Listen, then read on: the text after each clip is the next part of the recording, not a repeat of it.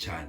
We bawo ubwawe iturize icegeka wowe ubwawe uruhandoringa ibibazo byawe kuko ni ibyawe, uwo mukunzi n'uwawe ntabwo ari uwabo.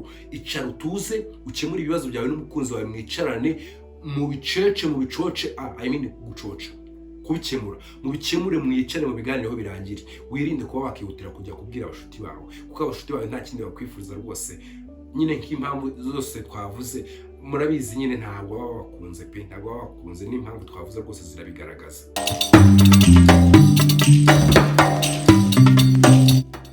Hello my people, reka ngusuhuze kandi mbifurize ibihe byiza aho nkurikirana umunsi kundi kuri David Rwanda. Reka nizere kandi ndashidikanya ko rwose ko ahantu hose uri ari amahoro, ko Imana ikomeje kurinda kandi ikomeje kugirira neza. Ndabizi rimwe na rimwe rwose hari igihe umuntu ataba ameze neza bitewe n'ikibazo cy'uburwayi cyangwa se izindi mpamvu zitandukanye, yaba ari ubuzima bw'isi, yaba ari ibibazo bitandukanye, ariko ntabwo rwose ariko bizajya bihora. Ntabwo umuntu rwose ahora ababaye, dore ko n'umuntu rwose adahora yishimye. None uba wishimye ejo ukaba ubabaye, byose biba biri mu bushake bw'Imana. Ariko icyo tuba dusabwa cyangwa se icyo tuba tugomba, ntabwo tuba tugomba kwiheba cyangwa se ibyo bintu byose rwose tubifate tubigira ibintu byadanje, kuko rwose niryo geno niyo si turimo. Reka nizere ko rero mumeze neza, turongeye turagarutse kandi nanone kuri David Rwanda, kuri ya YouTube channel yanyu mukunda ndetse cyane. Reka ngushimire byimazeyo kandi nanone gukora subscribe, ugatera share ndetse na comment, kugira ngo rwose ubashe gusangiza ibi biganiro dutanga umunsi kundi ku nshuti zawe ndetse n'abandi bantu batandukanye. Twari tumaze akahe gasa nkaho ari kanini mo tudakora bitewe n'ikibazo cya tekinike, ariko ubu ngubu rwose twagarutse kandi ndatekereza ko rwose ibintu rwose ari amahoro. Ndabashimira ndetse byimaze ku bantu rwose barebye video twari twaprodinze ubushize, yari video nziza ndetse abantu benshi barayikunze. Nguse bakujya mu nyarukire kuri David Rwanda utarayirebye kugira ngo ubashe kongera kuyireba, bityo rero bigufashe kuba wasobanukirwa ndetse ukomeze kugenda rwose urushaho gukura buri munsi. Rero nkuko mubisanzwe mubizi, ino YouTube channel rero dukora ibiganiro byinshi bitandukanye. Ikiganiro cyo nkuko bisanzwe ni Be Kind, aje tuvuga ibintu rwose tukabishiraho umuco cyangwa se tukabikora biri clear uko bimeze, nta kintu kimwe rwose tukabwizanya ukuri muri make. Rero nkuko mubizi ibiganiro dukora, dusoma comment zanyu, ara gusoma comment zanyu tukagenda tukazivugaho cyangwa se tukazisesengura mu bundi buryo bwimbitse, kugira ngo rwose tubashe kuba twasobanura byimbitse cyangwa se kubibazo mwatubashije, kugira ngo tubashe kuba twabibonera ibisubizo. Rero umuvandimwe wacu nuko yarabaje aranyandikira, amaze kunyandikira anyandikira rwose ambwira ko afite ikibazo ndetse agifitanye n'umukunzi we. Nambwira ati rwose bitewe nuko nari mfite akazi kenshi bisa nkaho nyine nari busy, nambwira ati okay we noneho mpamagaruke kuguma unyandikira. Impamvu gusabye rero kugira ngo udascrollinga utarabanza kubanza wumva izino nama ndetse ubashe kuba wakumva kino kiganiro nagiranye n'uyu mukobwa, kuko byagufasha. Ndabizi neza rwose abakobwa benshi muri Kigali ndetse no mu Rwanda hose bibabaho ndetse rwose kandi ntabwo ari byiza rwose, ntabwo ari byiza. Rero yaranyandikiye, rero amaze kunyandikira numva ibintu rwose ari kumbwira, numva ni byinshi cyane ku rwego rwose byagombaga, ku rwego rw'uko rwose byari kuba byiza amamagaye, bityo rero akansobanurira. Yamara kunsobanurira kabona rwose uburyo nagira icyo mubwira cyangwa se uburyo namugiramo inama. Reka nsome rero, soma ubutumwa yanyoreje, nimara kubusoma namwe muraba mubwumva rwose ntaho mbakinze, murambwira uko mubyumva ndetse ndatekereza nawe ari buze kuba yasubirwa. Ndatekereza rero nawe mukobwa uri buze kuba wasubizwa ndetse rwose umenye neza icyo gukora. Ndabizi neza turafatira umwanzuro hamwe kandi ndabizi ko uri buze kuba waba mwiza. Yaranditse ati hano ndabizi ni kuri David Rwanda, mumeze neza, ndabashimira rwose inama muduha buri munsi. Gusa mfite ikibazo njye n'umukunzi wanjye, twagiranye ikibazo, tumaze kujyana ikibazo mu ijoro ryahise nganiriza abashuti banjye ngira ngo rwose bari buze kuba bangira inama nzima. Gusa byarangiye rwose njye n'umukunzi wanjye dushwanye, ubu yakuyeho telefone yamburotse. Ntabwo ni ibintu byinshi cyane, gusa nyine ikigaragara cyo rwose nuko we n'umukunzi we rwose bagiranye ibibazo, bamaze kugirana ibibazo, agana abashuti be nyine abavandimwe be kugira ngo bashe kuba bamugira inama, kwa kuntu tuba dufite udukundi tw'abashuti bacu kugira ngo batugire inama mu buzima bwacu bwa buri munsi. Rero aganye agakundi k'abashuti be kugira ngo bamugire inama yo kuba yagumana n'umukunzi we rwose, ahubwo baratandukana, ahubwo bituma batandukana ndetse batandukana burundu. Rero yagishaga inama yamubwira ngo ase ndakora iki ko byanze ndetse ko n'umukunzi wanjye nkuko rero mwabibonye yamuburotse. Rero nkuko mbasomeye comment ndakeka namwe mubyumvishe ndetse message ye murayibonye.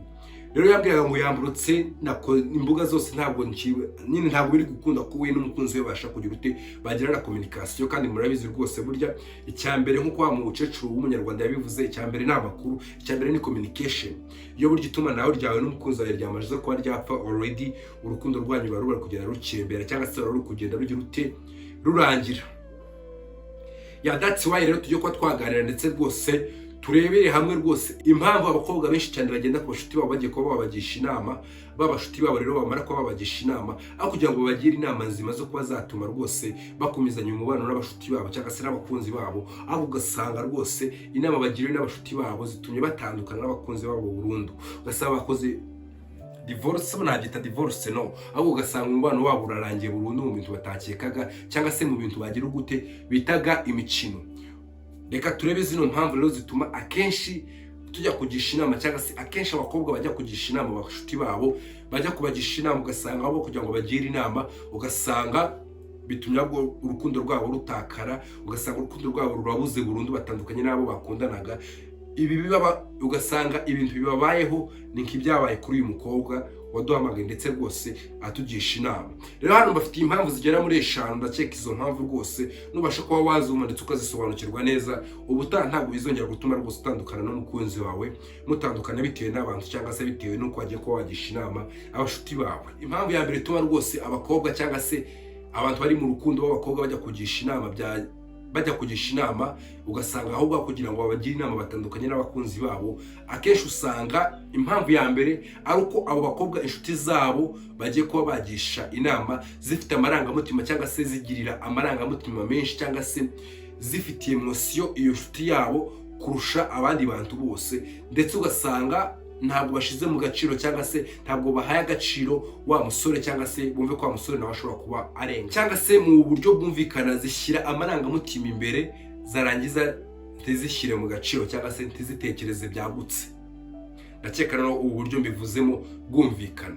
Akenshi abakunzi cyangwa se abashuti bacu bagira ibibazo cyangwa se bakagira kuba batandukana n'abakunzi babo, bakaza kubagisha inama mwege nk'abashuti babo, aho kugira ngo bagire inama cyangwa se aho kugira ngo bagirwe inama nzima, ugasanga amarangamutima yabo rwose bakugira amarangamutima bagize emotion rwose ati yo mwatandukanye, ni gute mwatandukanye, bakumva ko umusore rwose ari umwana mubi ndetse bakakugira inama kenshi bitewe n'amarangamutima yabo. Kandi murabizi kenshi rwose mu gufata imyanzuro cyangwa se mu kugisha inama cyangwa mu kugira inama, iyo haje iby'amarangamutima already idiri biba yapfuye rwose, aho ngaho nta kintu kiba kikirimo, usanga aho ngaho rwose muhita mutandukana direct, we n'umukunzi wawe rwose ntimwagumana, aho muhita ko mutandukana ndetse bigahita ko birangira. That's why rero you have to be serious before yuko rwose ujya kugisha inama abashuti bawe, jya ubanza umaking sure neza ko umubano wawe ari wo ugiye kuba wawisenyera.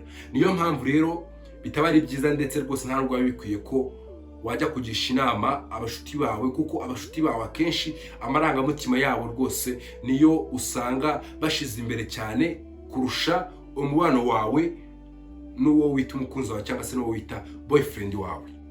Ngayo rero nguko nizere ko iyo mpamvu isobanukiwe, ugomba kubanza ukitonda mbere y'uko ugira gute, mbere y'uko ujya kugisha inama abashuti bawe.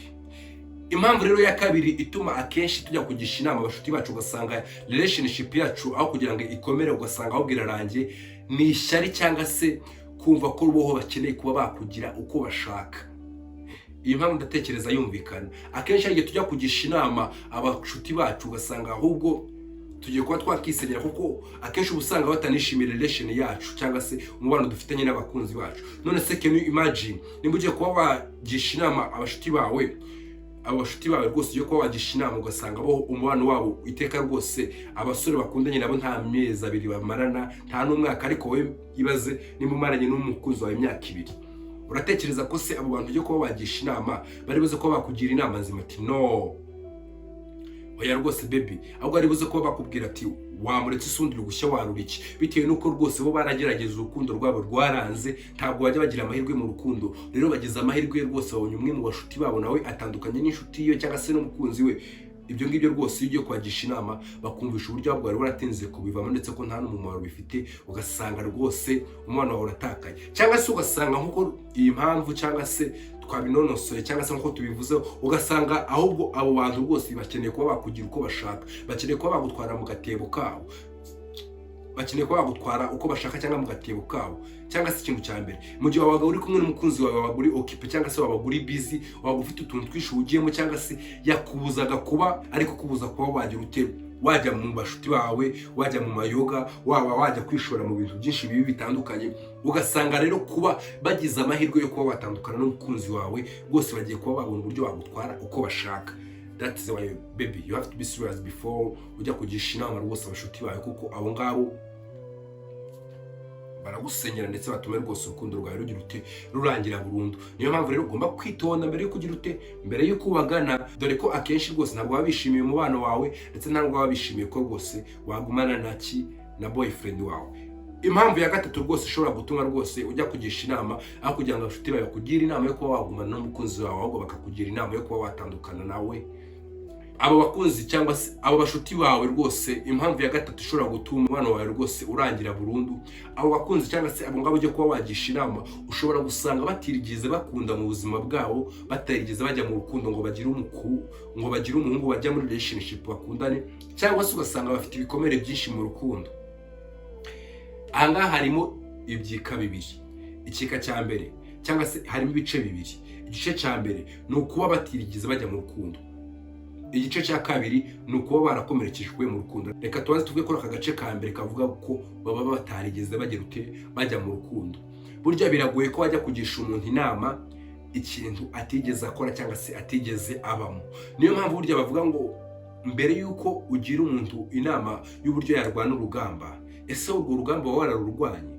Kuko akenshi iyo ugiye wiriye umuntu inama ku kintu utigeze ukora cyangwa utigeze ubamo, nyine ntabwo uzi tekinike zacu cyangwa se ntabwo uzi uburyo icyo kintu kiba gikorwamo. Akenshi wo umubwira bitewe n'amarangamutima yawe cyangwa se bitewe n'uko ubyumva, uko ubitekereza, ntabwo uba warabiciyemo nta experience yabyo uba ufite. Akenshi rero uba usanga impamvu bakugira inama cyangwa se batuma ibintu byawe byose birangira burundu, turebeye no kuri uyu mukobwa cyangwa se kuri inshuti yacu, ubusanga umuntu ntigeze ajya mu rukundo, ntigeze ajya muri relation, ntigeze akunda. Nabwira uwo muntu inama ari buze kuba yakugira, kuko mu by'ukuri tubwizanye kuri uwo muntu nta kindi kintu ari buze kuba yakubwira. Warasaze, uri mu biki, ubundi ubiretse ukigira peace of mind, ukabaho nta mukunzi ufite, ntiwabaho umeze neza. Ibintu nk'ibyo nyine byo uzasanga kenshi ari kugutanga imbere.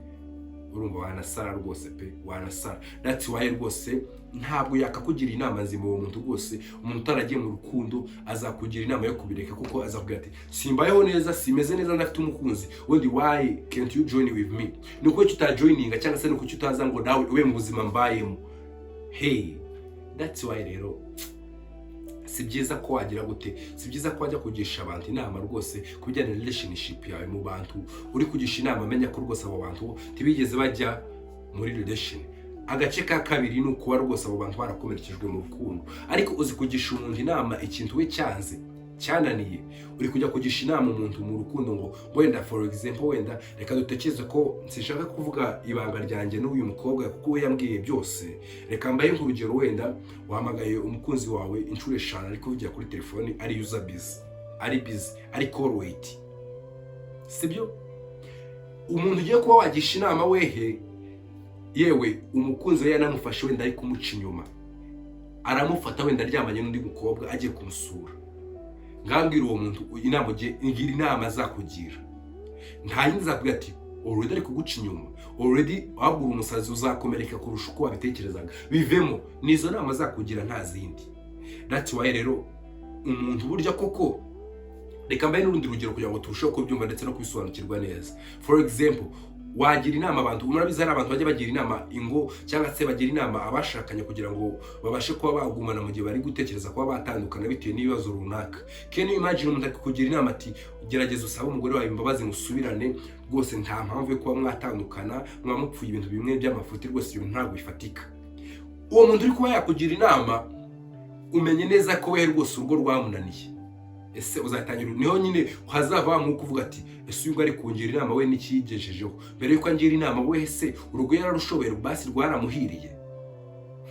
Hey, rero that's why ntabwo ari byiza ko wagisha inama, ahubwo nyine biba byiza wowe iyo witekerejeho ukabanza ugatekereza neza mbere yuko ugira mbere yuko ujya kugisha inama ku bashuti bawe.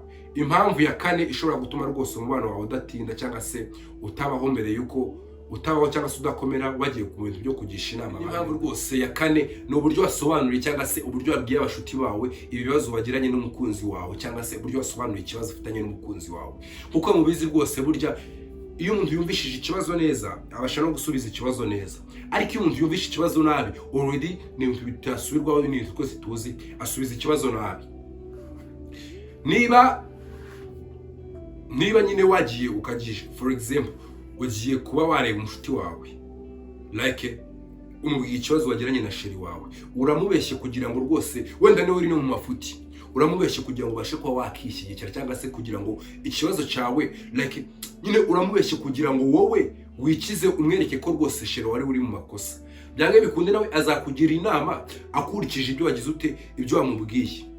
None se reka nkwereke, sheri wawe wenda yarari muri business z'akazi, twahereka tuvuga ku rugero rwo kuguhamagara ugasanga ari busy, rwo kumuhamagara ugasanga ari busy. Wenda ari muri business z'akazi, umuhamagaye iminota 10 usanze ari busy, 20 usanze ari busy. Uje kubwira umushuti wawe uramubwira ati rwose namuhamagaye umunsi wose atanyitaba, ari busy, ari kuvugira kuri telefone. Byange bikunde wa mushuti bazataka atekereza ati wow, rwose nta kazi kamara icyo gihe, urudeze agatekereza ko ari gucitinga cyangwa se ko yari kugucitinga.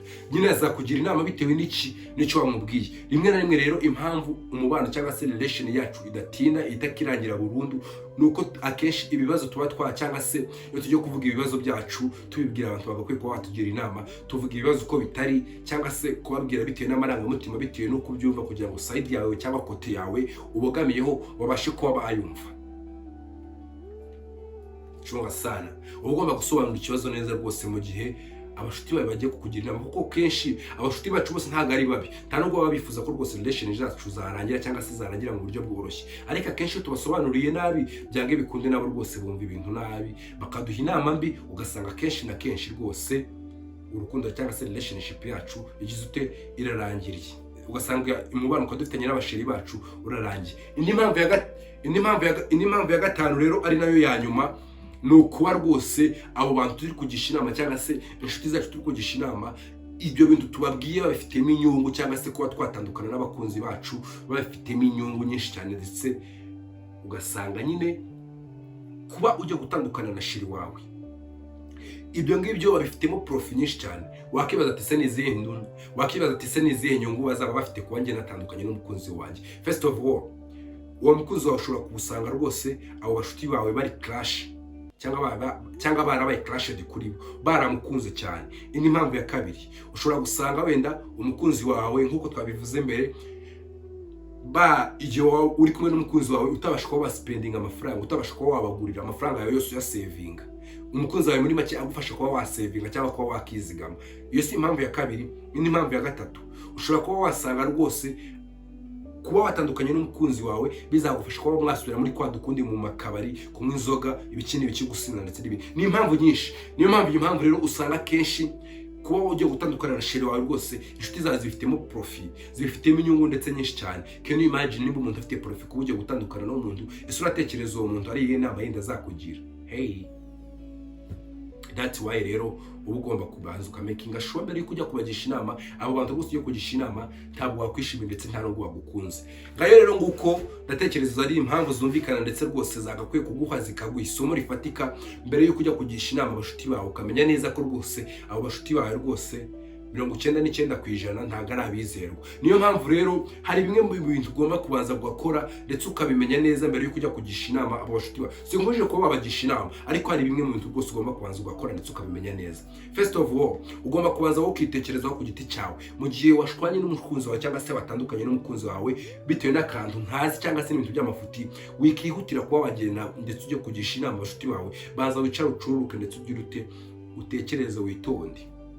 Utekereze ku cyatumye mushwana, utekereze no ku cyatumye muhura, kuko akenshi abantu bajya bafata ibintu byabaye by'ibibazo ugasanga rwose babifashe babigize ibintu bya danger. Tutekereze ku byiza umukunzi wawe cyangwa se umushuti wawe yagize yakugiriye. Ikindi rero ugomba gukora, buryo ugomba kwicara ndetse ugatuza ukaganira n'umukunzi wawe mukabiganiraho, kuko twabivuze buryo ikintu cyose gipfira muri communication. Iyo communication cyangwa se itumanaho ryabaye rikeya, iyo ibiganiro byabaye bikeya byanga bikunde n'urukundo rurashira rukarangira. Ikindi burya uba ugomba kwirinda ndetse ukirinda amagambo yo kuvuga mu gihe rwose washwanye na sheri wawe, kuko akenshi hari igihe usanga bitewe n'umujinya ndetse n'uburakari ugasanga uvuza ibigambo nyine urahura kubivuza ibigambo bitari byo, ndetse ya magambo kuba wayadefanda cyangwa kuba wayasobanura mu bundi buryo mu gihe wari wababaye ugasanga rwose byagoranye. Ikindi rero ushobora gusanga, uzarebe akenshi iyo twatandukanye n'abakunzi bacu uba usanga akenshi tugenda ndetse tugata ko ugasanga nyine gutandukana n'abakunzi bacu dusa ko tugenda tubitura abavandimwe, tubituye inshuti, nyine tukumva ko ari ikintu cya danje cyabaye. Kuko nabivuze, iyo power rwose muyitondere cyane. We bawo ubwawe iturize, icegeka wowe ubwawe, uruhandoringa ibibazo byawe kuko ni ibyawe, uwo mukunzi n'uwawe ntabwo ari uwabo. Icara utuze ukemura ibibazo byawe n'umukunzi wawe, mwicarane mu bicece, mu bicoce, gucoca kubikemura, mu bikemure, mwicare mu biganiro birangire. Wirinde kuba wakihutira kujya kubwira abashuti bawe, kuko abashuti bawe nta kindi bakwifuza rwose. Nyine nk'impamvu zose twavuze murabizi, nyine ntabwo baba bakunze pe, ntabwo baba bakunze, n'impamvu twavuze rwose zirabigaragaza. Ndatekereza rero nta muntu nazongera kumva ino komenti cyangwa se ampamagara ambwira ngo natandukanye cyangwa nashwanye n'umukunzi wanjye bitewe nuko rwose nagiye kugisha inama abashuti banjye. No bro, sister, be serious about that, be serious about this case, kuko nyine ntabwo ari byiza. Burya gutsindwa ikintu barakize neza abarikosa bigaragaza ubujiji. Nizere ko musobanukiye kandi mubyumvishe neza. Nimba wishimiye ino video, jya muri comment utubwire, ndetse tubwire ko nawe ibintu byumva. Kandi nawe rwose mushiki wanjye wari wambwiye ikibazo cyawe, nizere ko usubijwe, kandi ndabizi nsubije n'abandi benshi cyane. Hari n'abandi barafitanye ibibazo n'abakunzi babo, bakeneye kuba bajya kuganiriza inshuti zabo. Mbere yuko muganiriza inshuti zanyu, maze mwongere mwicare bundi bwa kabiri, we n'umukunzi wawe cyangwa se n'abakunzi banyu, mwongere mukemure ibibazo. Ntabwo ari byiza ko rwose, kuko mujya kubwira inshuti zanyu ndetse ngo kugira ngo ibibazo bikemuke, ahubwo uzasanga akenshi nimujya no kubibabwira, ibyo bizabasenyaho kubaka. Ngayo uko rero, kora subscribe kuri David Rwanda kugira ngo ujye ubasha kunkurikirana umunsi ku wundi. Ndabakunda cyane, Imana ibarinde. Mbibutsa ko kuri Instagram, kuri TikTok ndetse no kuri Facebook yose ni David Rwanda. Ndabakunda cyane. Ukeneye kuduhamagara cyangwa se ukeneye kutwungura ibitekerezo, kuko twabivuze nta kindi, ni muri comment cyangwa ukajya muri private ukandika rwose kuri TikTok ukatubwira uko ibintu byumva. Ndabakunda cyane, Imana ibarinde. Ciao ciao.